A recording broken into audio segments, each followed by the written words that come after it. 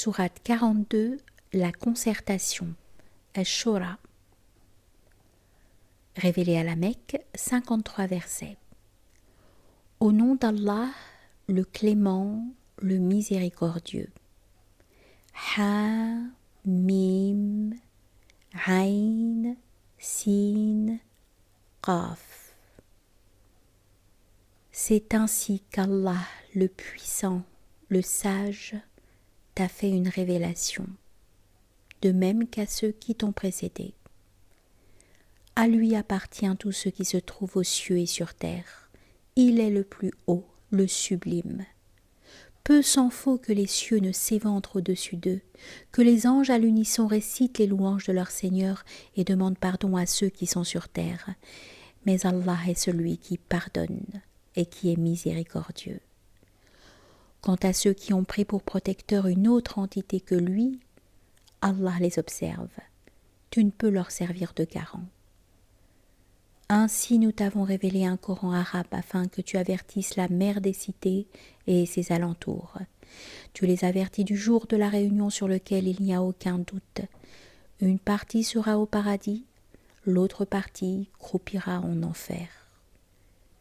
Car si Allah l'avait voulu, il aurait fait une seule et même communauté, mais il fait admettre qui il veut dans sa miséricorde. Quant aux injustes, ils n'auront ni protecteur ni défenseur. Prennent-ils en dehors de lui un maître protecteur ? Allah est le véritable maître protecteur. Il ressuscite les morts, étant donné qu'il est le Tout-Puissant. Quel que soit le désaccord entre vous, c'est bien à Allah que revient la décision finale. Ainsi est Allah mon Seigneur, c'est à lui que je me remets et c'est vers lui que je me retourne. Créateur des cieux et de la terre, il vous a doté de compagnes sorties de vous-même, de même qu'il a créé des compagnes aux animaux. Ce par quoi il multiplie votre nombre de manière exemplaire, car rien ne lui ressemble. Il est celui qui entend et qui voit. Il détient les clés des cieux et de la terre. Il accorde les biens à qui il veut selon le besoin de chacun. Il est au courant de toutes choses. Il a décrété pour vous une religion de celle qu'il a décrétée à Noé, de celle qu'il a décrétée à Abraham, à Moïse et à Jésus. Observez la religion et ne vous divisez pas à ce sujet. Ce à quoi tu appelles les hommes dépasse les forces de ceux qui associent d'autres dieux à Dieu. Allah choisit et oriente qui il veut parmi les croyants qui viennent à lui. Ils ne se sont divisés que depuis que la démonstration leur a été faite, en rivalité et en jalousie entre eux. Et s'il n'y avait eu cette parole de ton Seigneur qui a précédé la leur pour un temps défini, les décisions auraient été prises à leur égard. Mais ceux qui ont hérité du livre après eux adoptent une affreuse attitude de doute troublant. Par conséquent, appelle-les à la religion et redresse-toi comme il t'a été prescrit. Ne suis surtout pas leur folle dérive et dis-leur « Je crois ce qu'Allah a révélé en matière de livre. Il m'a été ordonné d'être juste entre vous. Allah est notre Dieu comme il est le vôtre. Nous avons certes nos œuvres, mais vous avez les vôtres. Il n'y a aucune dispute entre vous et nous, car Allah nous réunira tous. À lui appartient l'issue finale. » Ceux qui continuent à discuter au sujet d'Allah alors même que des réponses leur ont été données, soliloquent sans raison auprès de leur Dieu. Sa colère s'abattra sur eux, tandis qu'un châtiment cruel les attend. Allah est celui qui a fait descendre le livre, empreint de vérité et d'équilibre parfait. Que sais-tu de l'heure ? Peut-être est-elle très proche ? Ceux qui ne croient pas font preuve d'impatience. Mais ceux qui croient la redoutent et tremblent, car ils savent qu'elle est inéluctable. Ceux qui doutent de la venue de cette heure sont hélas dans une perdition totale. Allah est bon envers ses serviteurs. Il enrichit qui il veut, car il est le plus fort, le plus puissant. Celui qui veut labourer la terre de sa vie future se verra encouragé à le faire, et son labour sera amplifié.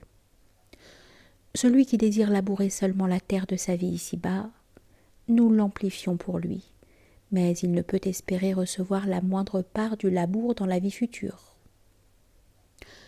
à moins qu'ils n'aient des divinités associées qui décrètent pour eux une religion qu'Allah n'avait pas décidée. N'eût été cette parole de distinction, il aurait pris les décisions qui s'imposent à leur égard. Les injustes auront un châtiment sévère.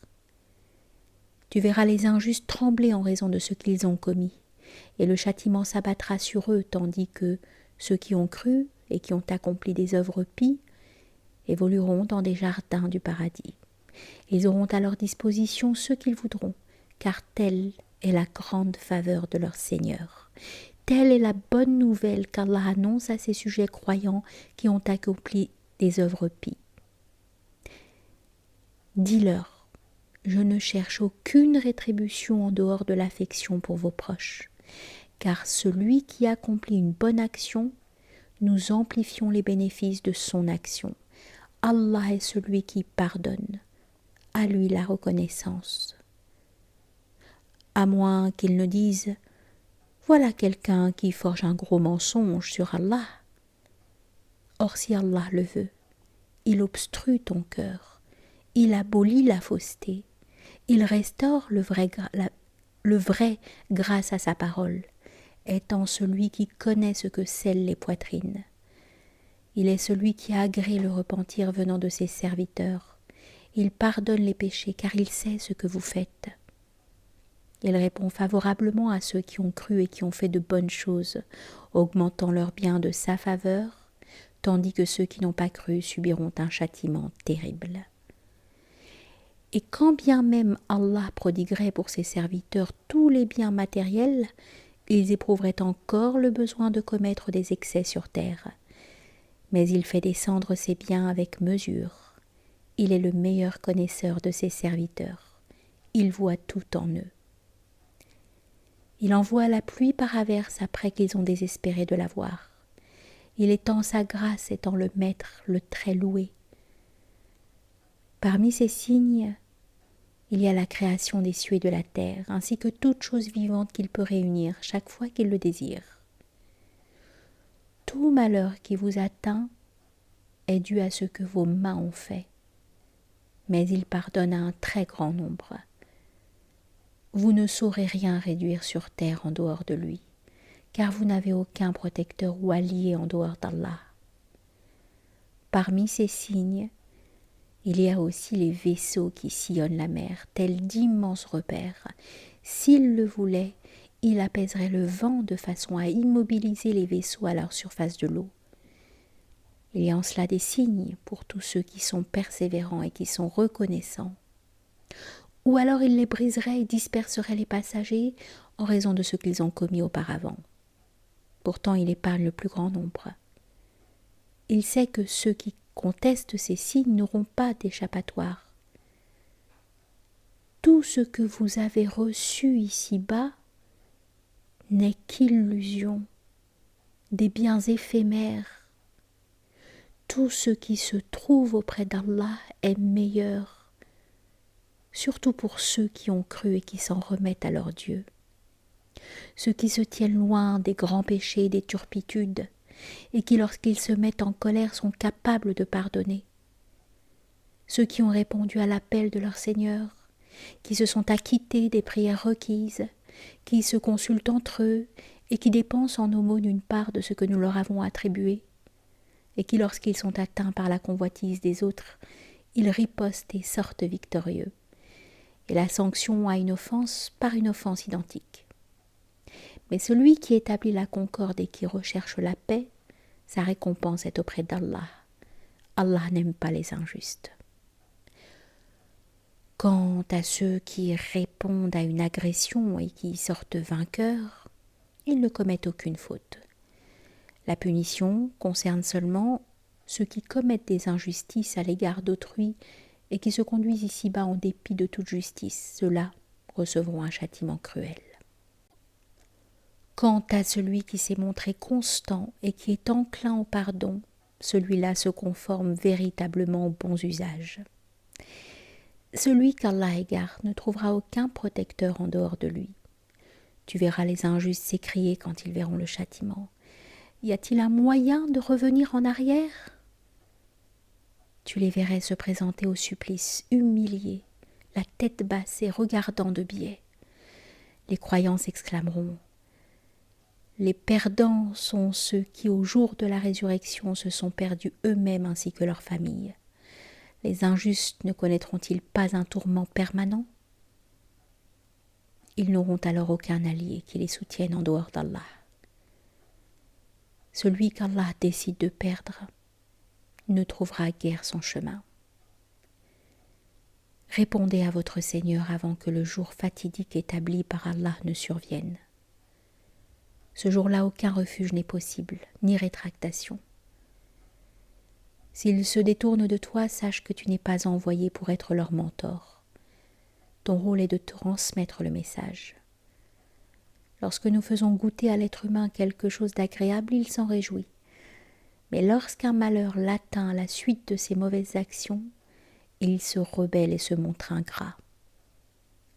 À Allah le royaume des cieux et de la terre. Il crée ce qu'il veut.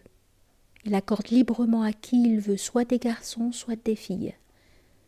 Ou alors il donne simultanément des garçons et des filles, et il laisse dans la stérilité ceux qu'il veut. Il est le savant, le puissant.